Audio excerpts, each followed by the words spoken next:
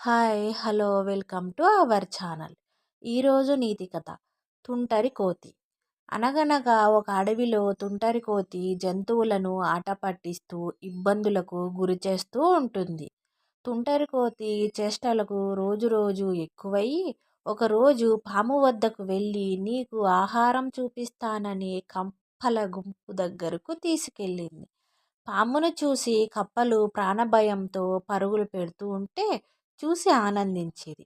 పాము పడుకొని ఉన్నప్పుడు చీమలను పెద్ద ఆకులలో తీసుకొని వెళ్ళి పాము పుట్టలో వదిలేసేది.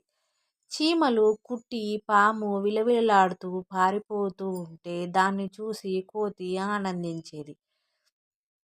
జింకలను అనవసరంగా భయపెట్టి పరుగులు పెట్టిస్తూ ఉండేది.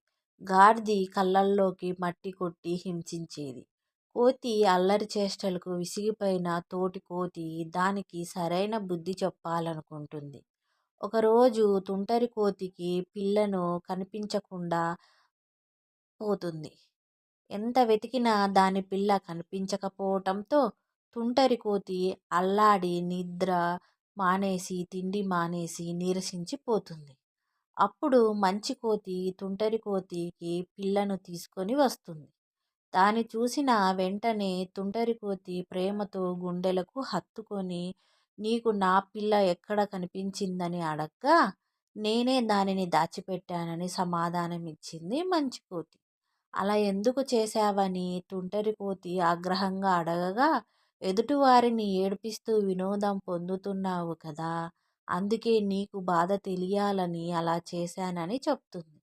దీంతో తుంటరి కోతికి బుద్ధొచ్చి అప్పటి నుంచి బుద్ధిగా ఉంటుంది. ఈ కథ ద్వారా తెలుసుకున్న నీతి ఏమిటి అంటే ఎదుటివారికి వీలైతే సహాయం చేయాలి కానీ వారిని బాధ పెడుతూ ఆనందించకూడదు.